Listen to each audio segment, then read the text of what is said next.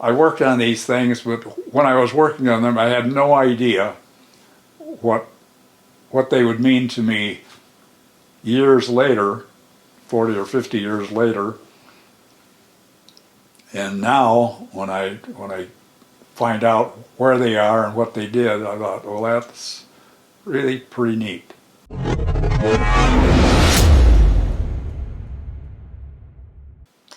So my story starts back in childhood, I guess. Uh, Airplanes were always of interest to me. I had toy airplanes. I made model airplanes. Uh, my dad was very progressive and kind of looked to the future, and he made sure my sister and I had airplane rides early on. So I went through high school. After high school, I joined the Naval Air Reserve. So I went to weekend meetings at Wold Chamberlain Air Base at Minneapolis. So I was around airplanes a lot there. After a year and a half at the Air Naval Reserve, I requested active duty. That was in January of 1955, when the rumor was that the GI Bill would be terminated. And so I got in just before that termination date. And I was stationed at the Air Naval Test Center at Patuxent River, Maryland, where the latest and the greatest of aircraft that came out of industry were tested by the Navy. And so I was introduced to a lot of very, very exciting and interesting things there. One huge seaplane that I worked on, which is 4 engines. Actually, each engine was two engines with contra-rotating props, if you can imagine that. Very interesting.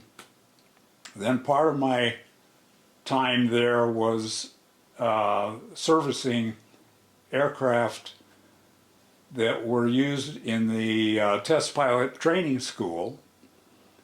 And I never got to brush shoulders much with the pilots, but I learned later that one of the pilots going through there the same time I was there was John Glenn, who later was an astronaut and then a congressman. He has since passed away, but that was kind of interesting. While I was stationed at the Naval Air Test Center, my off-duty time was spent at, guess where? A little private airport off the base where I learned to fly and eventually got my private pilot's license. Did some interesting flying in the East just in my time off. A buddy and I would take off in a little airplane and fly. I guess one of the trips was from there to Cleveland, Ohio, to visit another buddy that had since left the Navy. Another flight was in a very small plane, 65 horsepower. I remember flying across the Chesapeake Bay, which was kind of a long stretch over water, and made a round trip. I ended up in Westchester, Pennsylvania, I think, and then on the way back, I returned the same way. It was a fun little trip. After served my 2 years in the active reserve, active duty in the Navy, I came back to Minnesota, where I grew up on a farm, and farmed for about a year and a half with my father.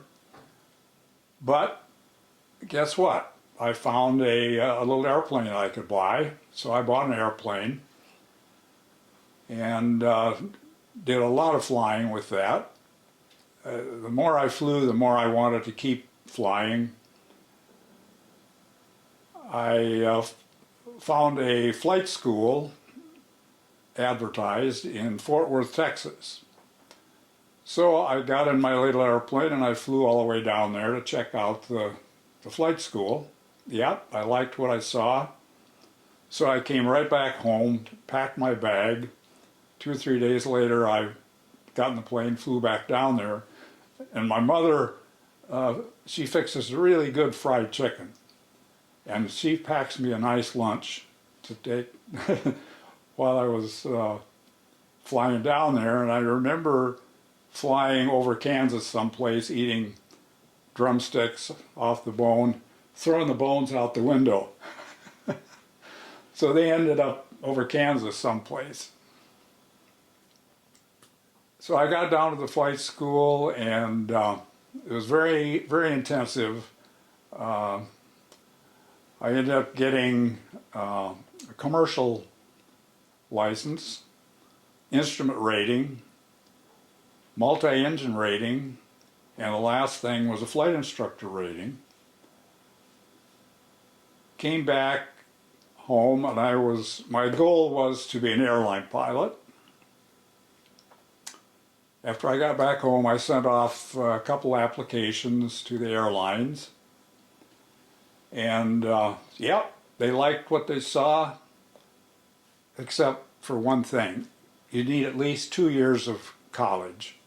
I said, oh no, this is not in my plan. Well, okay, I'll play your game. So I registered for college at Mankato State. That was in January of 1957. I registered 2 weeks late, and in the second quarter. So kind of a by then there was a lot of classes that I was interested in were closed out already, so I kind of had to take what was left over. But I thought, this is going to be rough. Yeah, I'm 4 years out of high school, and I wasn't a very good high school student. So I thought, this is going to be tough. So I really buckled down, and that first quarter I was there, I came out with a string of A's, and I think I had 1 B. So I thought, well, this might not be so bad. So I took all the math and physics classes that I could for a pre-engineering course. I thought, while I'm here, I might as well study what I'm interested in. And at the same time, I got a really good job at the local airport as a flight instructor, and was very busy. There were a lot of students. A lot of GIs came out with the GI Bill, and at that time they could use their GI Bill for flight training, just like I did. And so I was very busy at the airport, and I did some air charter work or air taxi work, flying in the kind of upper Midwest. Well, after 3 years at Mankato State, I had all the engineering courses I could get there. They didn't have an engineering degree. So I had to transfer to the University of Minnesota if I wanted to complete my degree, but by then I had the 2 years of college that I needed for the airline. So it was kind of decision time. Do I want to stick it out in engineering or bail out and get on the airlines? Well, right about that time Sputnik went up. That was the Russian spacecraft, the first one to orbit the Earth. And also, this was the advent of semiconductors and how they were replacing vacuum tubes in electronics. And this was really a wide open field, just, exploding. And I thought, maybe I better stick this out and complete my engineering degree. So I transferred to the University of Minnesota, which was a 5-year program, not a 4-year program. And how much of my 3 years that I'd spent at Mankato State was transferable? Just 2 years. So I still had 3 more years to do at the University of Minnesota. Well, I was this far into it, I was going to complete it. So I did. And so then, when I finally graduated in 1963, engineers were really heavily recruited. And so I had lots of opportunities. I had a lot of interviews, I had interview trips, I had offers, and I had a high offer, a middle offer, one low offer. Well, which one do you think I chose? I chose the low offer, lowest offer, because it was the most exciting of the programs that were, or jobs that were offered to me. So that was at Motorola Aerospace Division in Scottsdale, Arizona. So that's where I started my engineering degree and departed from a career in avionics. The programs that I was on, first thing that I was put on in at Motorola was designing and building and testing a phase lock transponder, which is the heart of the communication system for spacecraft that were going into deep space or orbiting the Earth or wherever.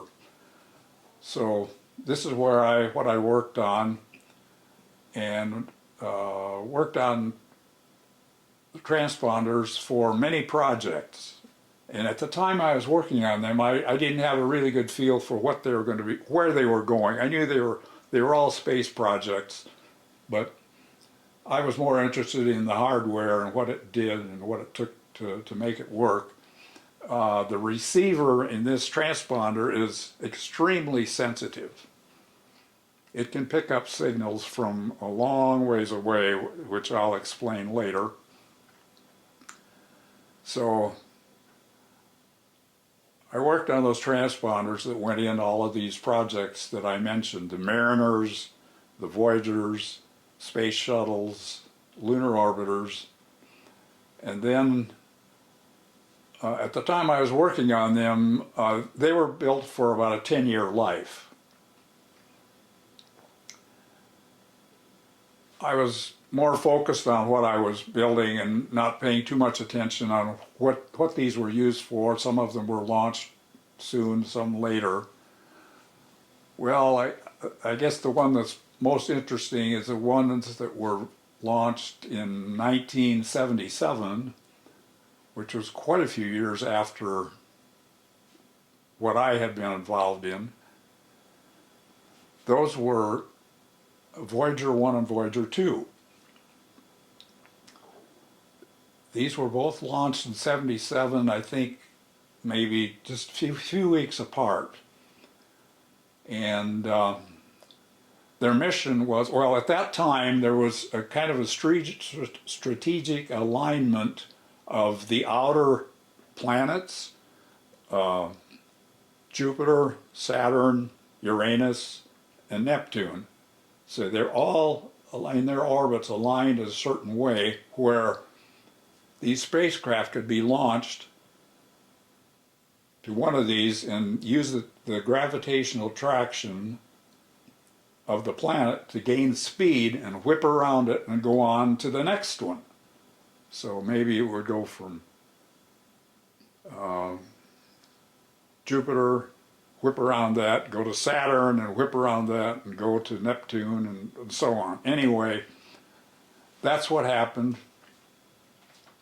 Both of those were successful.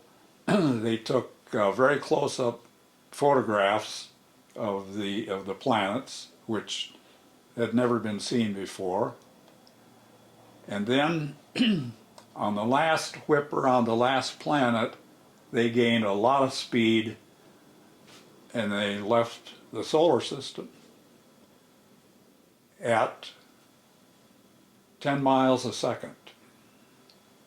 Imagine that. And they have been going now for 47 years at that speed. And we're still communicating with them. Oh yeah, they had a 10-year life. This is 47 years later. So Voyager 1 and Voyager 2 are on their way to distant galaxies. At the rate they're going now, they'll probably arrive there in about 14,000 years. So wait up for that and see what happens. Right now, they are about 14 billion miles from Earth.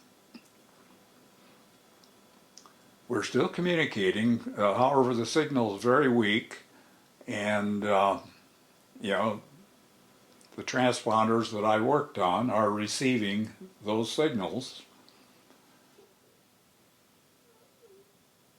The signal out there travels at the speed of light, which is 186,000 miles a second. It still takes 22 hours for the signal to get there. And then when it replies, it takes 22 hours to get a signal back to hear it. It just amazes me to think that they're still working.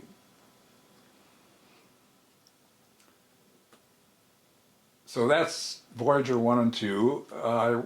I worked on the same transponder that went into the shuttles. Another one that's very interesting to me is the lunar orbiters. Those are spacecraft that went up and orbited the moon and took very detailed photographs of the entire surface of the moon. All of the craters, they're all named, and backside of the moon, everything.